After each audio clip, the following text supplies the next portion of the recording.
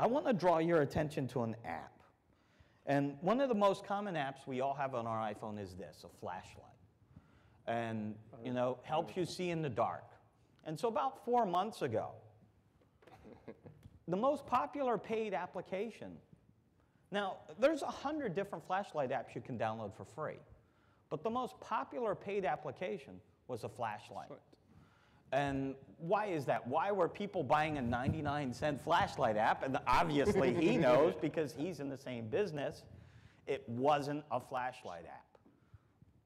And the only reason it got out was because of social media. And what it really did, 2 or 3 days later when Apple came to the party, and I'm sure Ed had a heart attack, it enabled tethering for free, for $1. So you can now hook your iPhone to your laptop and tether for free. I'm sure AT&T's network went wacko over those few days. Yeah, it's been that way. Yeah, well, okay, yeah, fair enough. I live in Europe. We have T-Mobile, so they're not much better. All right, we do have questions, so let's get the question back here. So, Ward, you mentioned about... Where are you? Sorry, right here. There we go.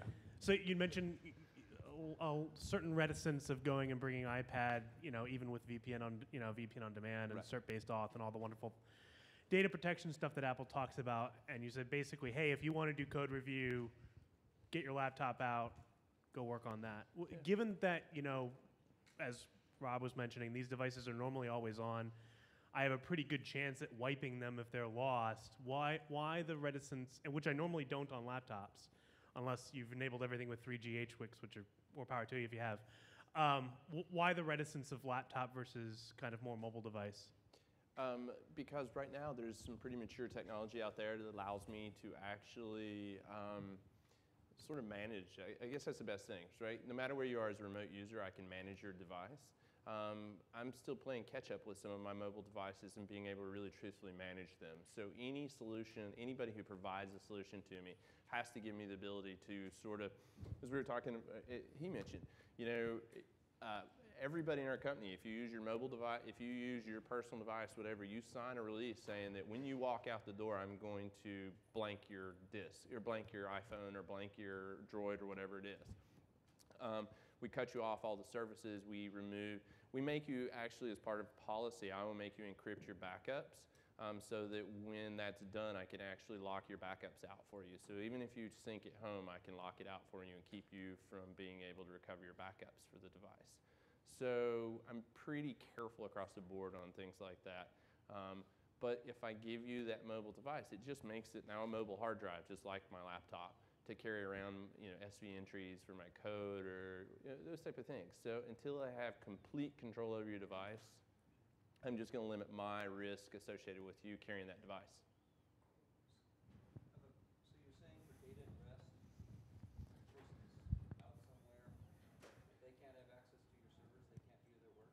No, they can if you're out there on your laptop, yes. Because I can control your laptop. I have everything from data at rest controls in place to data in transit controls so that I can protect it.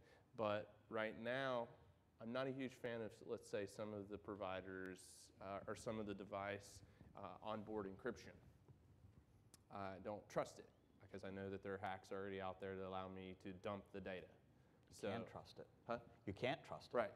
So, I mean, we've got some pretty strong stuff. I mean, some of the government agencies I've talked to have gone, oh, I'm pretty impressed that you guys are doing this on your endpoint laptops. Because I need the type of protection. I mean, our code is our product.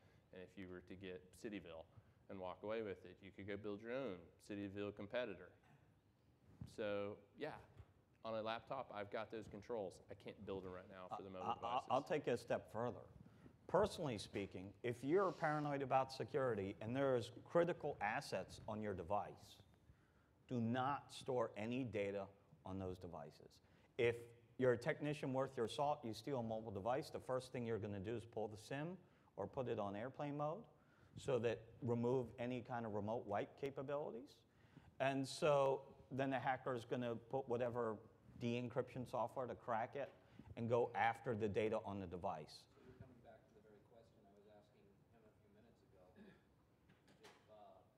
you're in airport mode, effectively, from what you were just saying, Yeah, but I have, even if you're not connected to the network, I have controls in place that force the encryption of your drive. So if you're not, if your laptop goes to sleep, power's off, or you go into screensaver mode, we re-encrypt your hard drive.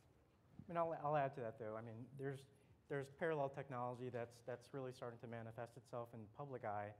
So virtual desktop, streaming hosted virtualized capability, streaming virtualized applications where you can stream an app, cut off the network, still work, and then it syncs back when you connect. And I think that's the second part of, my first part was relying on the internet to kind of interrogate connectivity and data as it flows.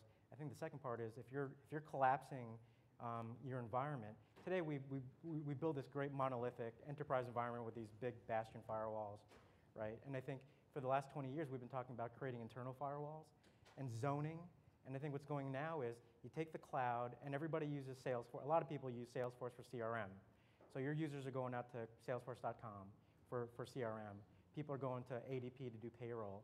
Well, if you look inside, I think a lot of enterprises like myself are going to start zoning specific components of our environment that is critical. So for me, credit card environment, for example, right? Our financial environment, our customer overall practices as they watch television. Those would be collapsed zoned environments where I'm going to be providing them basically a streamed virtual desktop. And once they hit that, when you talk PCI, it ends right there. I don't have to worry about the laptop anymore that they're connecting from, the computer they're connecting from. So I think VDI has a huge play here, and so does virtualized application streaming as well. You're not worried so much about data at rest because that data at rest actually only lives in your data center.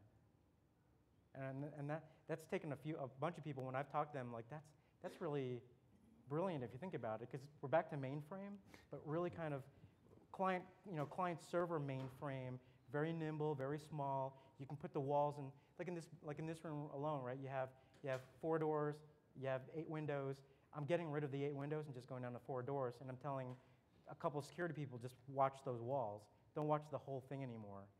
So like all the things that we've talked about, the enterprise saying, what is your critical data? Where does it live? You're starting to collapse that into small little zones and not trying to bite off the big elephant. Obviously, I think there'll still be perimeter firewalls, but you're taking your most critical data and just collapsing it into a few zones, and that's where you're really focusing a majority of your DLP efforts, a majority of your key monitoring, your key pen testing efforts as well, and data protection efforts. Lance Leventhal at the ATCA newsletter. I liked your comment that you haven't bought a new BlackBerry in almost 3 months, which sounded like that was a long time for you. What do you think is the half-life of these devices, and how does that affect the security issue? Well, based on the average age of my cut, the half-life of most devices is about a year. I mean, that's what the technology roles look like. What we've seen 2 major releases in Android in the last year and a half. We just saw the new Google tablet come out. We're on the Google Store, so obviously we developed for that platform as well. So, I mean, the half-life for these devices is, they're disposable electronics. Unfortunately, that's what it's becoming. I mean, I don't know anybody who says $450 is disposable, but still, I mean, it is becoming disposable electronics.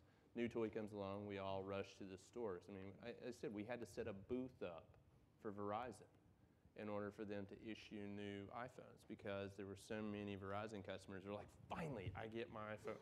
Somebody texts me. Finally, I get, the iPhone 4 that all the cool kids who were willing to join AT&T have got.